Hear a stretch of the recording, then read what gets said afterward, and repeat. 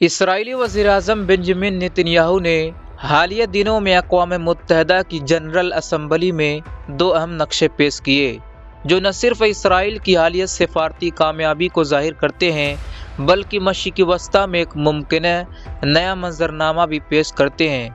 ان نقشوں کے ذریعے اسرائیل کی پالیسیوں اور اس کے ارد گرد کے ممالک کے ساتھ تعلقات کی موجودہ صورتحال کو بہتر انداز میں سمجھنے کی کوشش کی گئی ہے۔ اس تقریر کے بعد کئی سوالات نے جنم لیا، خاص طور پر یہ کہ کیا اسرائیل نے اپنے عزائم کو آگے بڑھانے کے لیے کسی قسم کی جغرافیائی توسیع جیسے سعودی عرب کے کچھ حصوں پر قبضہ کا ارادہ رکھتا ہے تاکہ تھرڈ ٹیمپل، جسے ہیکل سلیمانی کے نام سے جانا جاتا ہے، اس کی تعمیر کی جا سکے۔ یہ سب جاننے کے لیے ویڈیو کو آخر تک ضرور دیکھیں۔ پیارے دوستو، اسرائیل کی تاریخ کو سمجھنے کے لیے ہمیں یہودی عقیدے کی اس بنیادی تعلیمات کی طرف دیکھنا ہوگا جس میں حضرت سلیمان علیہ السلام کے دور میں بیت المقدس میں ایک عظیم معبد یعنی ہیکل سلیمانی کی تعمیر کا ذکر کیا گیا ہے۔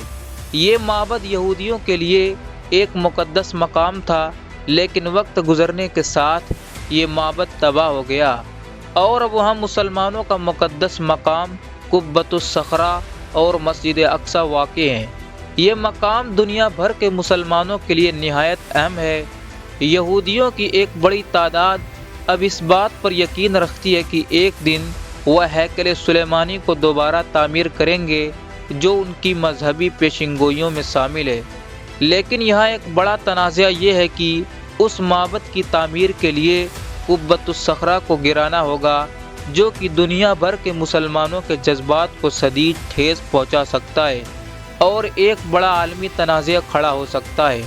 نیتنیاہو کی تقریر میں جو دو نقشے دکھائے گئے ان میں پہلا نقشہ ان ممالک کو ظاہر کرتا ہے جو اسرائیل کے خلاف ہیں، جیسے ایران، شام اور حزب اللہ جیسے گروپ۔ دوسرے نقشے میں ان ممالک کو دکھایا گیا جن کے ساتھ اسرائیل کے حالیہ برسوں میں تعلقات بہتر ہوئے ہیں، جن میں متحدہ عرب امارات، سعودی عرب، بحرین اور مراکش ہیں۔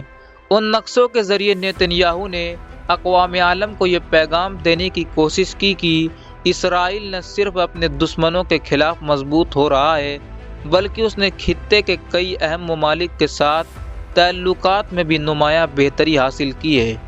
اس میں خاص طور پر سعودی عرب کے ساتھ ممکنہ تعلقات کی بات کی گئی، جسے اسرائیل ایک بڑی سفارتی کامیابی تصور کر رہا ہے۔ سعودی عرب کے ساتھ اسرائیل کے تعلقات میں بہتری کی افواہیں پچھلے چند سالوں سے گردش کر رہی ہیں۔ اگر یہ افواہیں حقیقت میں بدل جاتی ہیں تو اسرائیل کے لیے یہ بہت بڑی کامیابی ہوگی۔ کچھ ماہرین اور نظریہ ساز یہ خدشہ ظاہر کرتے ہیں کہ اسرائیل کے یہ عزائم نہ صرف فلسطینی علاقوں تک محدود ہیں بلکہ وہ سعودی عرب کے شمالی علاقوں پر بھی نظر رکھتا ہے، جہاں نیوم منصوبہ چل رہا ہے جسے ایک عالمی تجارتی مرکز کے طور پر پیش کیا جا رہا ہے۔ اسرائیل کے کچھ انتہا پسند مذہبی گروہ اس بات پر یقین رکھتے ہیں کہ ہیکل سلیمانی کو دوبارہ تعمیر کرنے کے لیے انہیں مسلمانوں کے مقدس مقامات پر قبضہ کرنا ہوگا۔ اگرچہ فی الحال ایسا کوئی سرکاری بیان یا معاہدہ سامنے نہیں آیا جس سے یہ ثابت ہو کہ اسرائیل سعودی عرب پر حملہ کرنے کا منصوبہ بنا رہا ہے، لیکن خطے کے جغرافیائی اور سیاسی صورتحال کو دیکھتے ہوئے یہ خیال نظر انداز نہیں کیا جا سکتا۔ اسرائیل اپنے مقاصد کے حصول کے لیے کسی حد تک جا سکتا ہے۔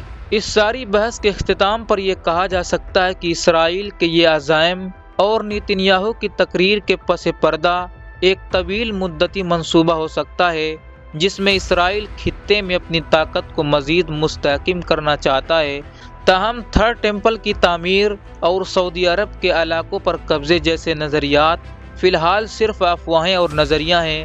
مستقبل میں ان کے ممکنہ نتائج کا دار و مدار عالمی سیاست، سعودی عرب اور اسرائیل کے تعلقات اور مشرق وسطیٰ کے مجموعی صورتحال پر ہوگا۔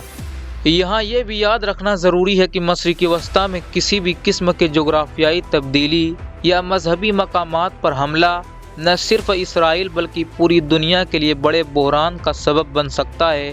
لہذا اسرائیل کا اگلا قدم کیا ہوگا یہ عالمی برادری کے لیے ایک اہم سوال ہے اور اس کا جواب وقت کے ساتھ ہی سامنے آئے گا۔